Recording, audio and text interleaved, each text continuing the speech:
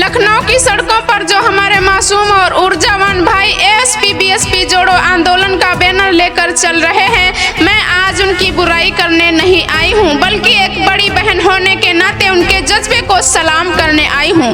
साथियों, हमारे इन युवाओं के दिलों में समाज के लिए तड़प है।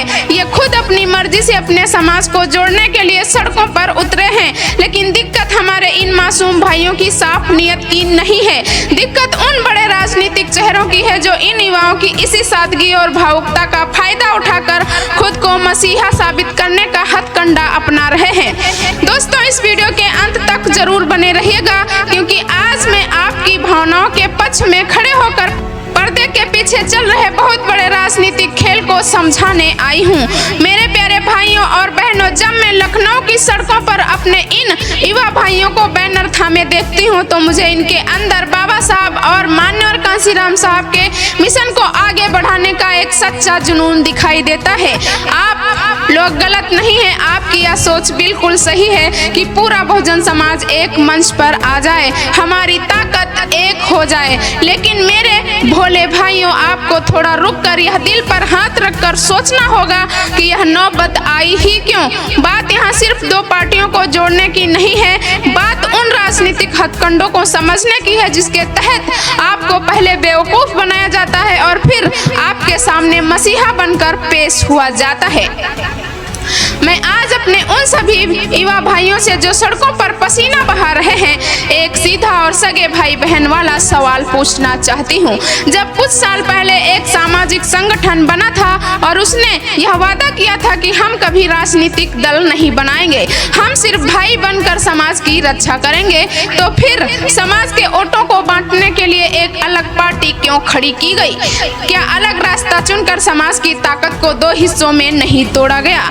जितने भी युवा साथी मुझे सुन रहे हैं, इस पर आज आप सब पूरी ईमानदारी से सोचिएगा और कमेंट बॉक्स में अपनी राय जरूर दीजिएगा।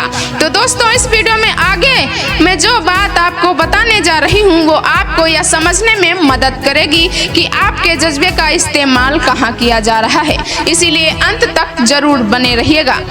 मेरे भाइयों, हकीकत यह है कि कुछ लोग बहुत अच्छी तरह जानते हैं कि हमारा बहुजन युवा बहुत भावुक और समाज को जोड़ने के लिए अपनी जान भी दे सकता है। हमारे युवा तो अपनी साफ नियत से समाज को एक करने के लिए खुद ब खुद आंदोलन करने सड़कों पर आ जाते हैं, लेकिन पर्दे के पीछे बैठे नेता इस बात से खुश होते हैं कि बिना कुछ किए उनकी राजनीति चमक रही है। सोचिए, पहले अपनी राजनीतिक महत्वाकांक्षा के लिए एक अलग दुकान खड़ी करो, जिससे हमारी जो इकलौती राष्ट्रीय राजनीतिक ताकत बहुजन समाज पार्टी है उसके वोट कट जाएं, और जब चुनाव में वोट बिखर जाते हैं, विरोधी पार्टियां मलाई खा जाती हैं और हमारा समाज सत्ता से दूर हो जाता है। तब हमारे इन्हीं मासूम युवाओं की भावुकता का फायदा उठाकर ऐसा माहौल बनाया जाता है कि जैसे वो नेता बहुत बड़े एकता के पैरोकार हैं। यह हमारे युवाओं के भोलेपन के साथ सीधा साधा राजनीतिक धोखा है। आदरणीय बहन कुमारी मायावती जी ने जो बातें अपने पत्र में लिखी हैं वो हमारे इन युवाओं के भविष्य को सुरक्षित रखने के लिए लिखी हैं। बहन जी जानती हैं कि जब हमारे ये भोले भाई सड़कों पर इन हथकंडों का मोहरा बनते हैं तो उन पर मुकदमे दर्ज होते हैं, पुलिस की लाठियां चलती हैं और वो तथाकथित नेता वो सिर्फ कैमरे के सामने आकर अपनी नेतागिरी चमकाते हैं। अगर सच में बहुजन समाज की एकता प्यारी है तो इस तरह के दिखावे के आंदोलन की आड़ में राजनीति करना बंद होना चाहिए, हमारे युवाओं को गुमराह करना बंद होना चाहिए। असली एकता तब होगी जब हम बिना किसी शर्त के बाबा साहब के बनाए इस कारवां के साथ आदरणीय बहन जी के नेतृत्व में बीएसपी के नीले झंडे के नीचे एकजुट हो जाएंगे। मेरे प्यारे बहुजन युवाओं, माताओं, बहनों, आज मैं आपसे अपील करती हूँ कि भावनाओं में बहकर किसी कि राजनीतिक हथकंडों का हथियार मत बनिए, अपनी ऊर्जा को पहचानिए और सही रास्ते पर लगाइए। क्या आप इस राजनीतिक खेल को समझने के लिए तैयार हैं? अपनी राय मुझे कमेंट बॉक्स में जरूर दीजिएगा और इस वीडियो को हर उस युवा भाई तक पहुंचाइए जो आज समाज की चिंता में सड़कों पर खड़ा है, ताकि हमारा कोई भी भाई गुमराह न हो और हम सब मिलकर बाबा साहब के सच्चे मिशन को मजबूत कर सकें। तो साथियों, बहुत जल्द फिर मिलूंगी किसी नए विश्लेषण के साथ।